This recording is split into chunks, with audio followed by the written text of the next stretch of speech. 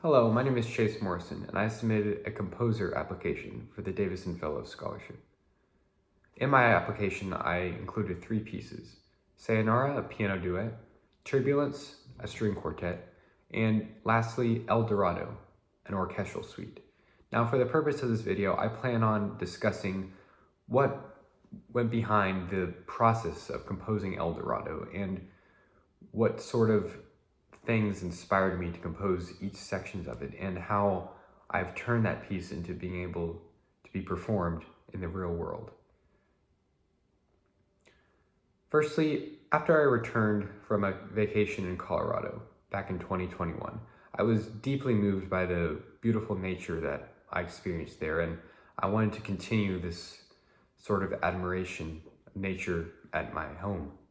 Me being a composer, I thought no better way to do this than to write music to express the beauty that I saw. The first inspiration that came to me for how I was going to compose this piece was imagining the many trials and tribulations that settlers in the 18th and 19th centuries experienced when undergoing westward migration from the eastern, more cultivated regions to the western, harsher but yet more beautiful areas, and with the hope of reaching a place of El Dorado. This also paralleled my experience in life as I was entering my final year of high school, and I was hoping to persevere through my final year and reach a place of El Dorado or abundance after all my hard work. In beginning my piece, I started out with a very grand section to sort of prompt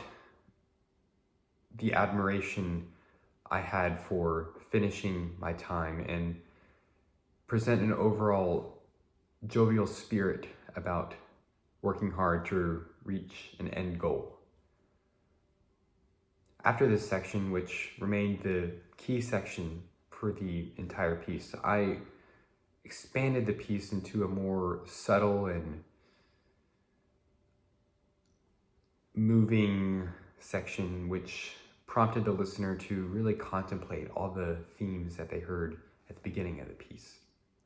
This section served to show that just because you have high spirits in life, that doesn't mean that misfortune may overcome you. And based on the motives from the beginning of the section, using your high spirits and encouragement and an overall spirit of perseverance, you can undergo hardships, and that is one of the many steps on reaching a place of El Dorado. This also parallels my earlier thought of Western migration in America, where settlers started out with a sense of high spirits and motivation for their journey, but often ended up feeling hopeless and less motivated only after a couple days after their departure. The next section of the piece refers back to the earlier jovial spirit from the beginning of the piece, but then transitions to a more mysterious and underwhelming section, which encourages the listener to think about the various mystical aspects of reality and different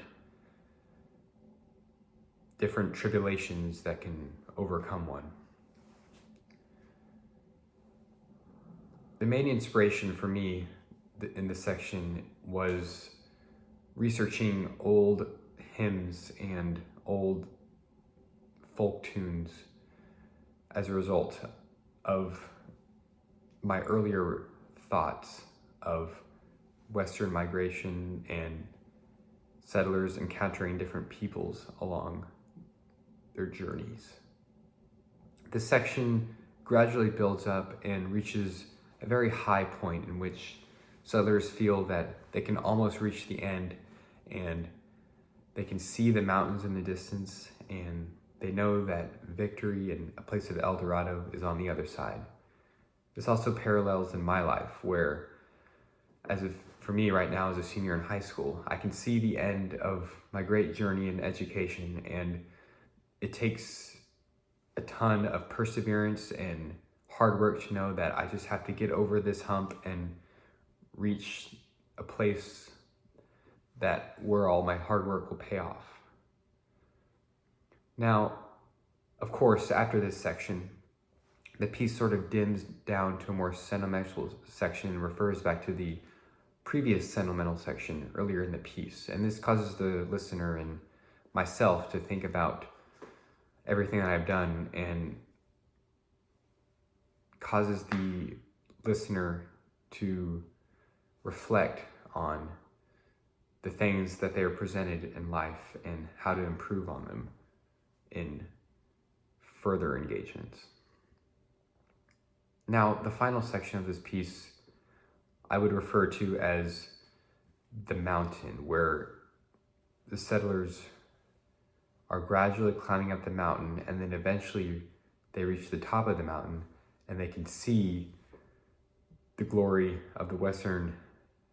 nature in front of them and know that they've reached the place of El Dorado. Now, once again, this sort of refers back to me in my life, where I know that if I just climb up this final mountain and reach the top of it, then I will experience El Dorado and place of abundance. But this only comes with hard work and the efficiency of doing my work diligently and knowing that will pay off in the end. This section, I believe, is one of my most favorite sections of the piece because it employs all the themes I referred to at the beginning of the piece, and then at the end of the Great Descent, where you reach the top of the mountain, it harks back to the original sentimental theme, but employs it in a more grand and triumphant notion. And I think that's significant to show that even though you can experience hardships in your life, you can overcome them, and that same sort of attitude can be reflected on when you reach a place of abundance. The final section of the piece refers back to the original jovial spirit that I mentioned, and it shows that life is full of up and downs, and one could expand after my piece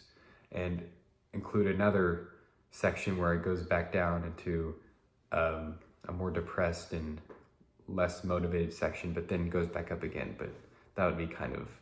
tedious and not really necessary. Overall, my piece, El Dorado, is my most prized piece, and it's been such a joy to share it with the world and express to people what motivated me to compose it and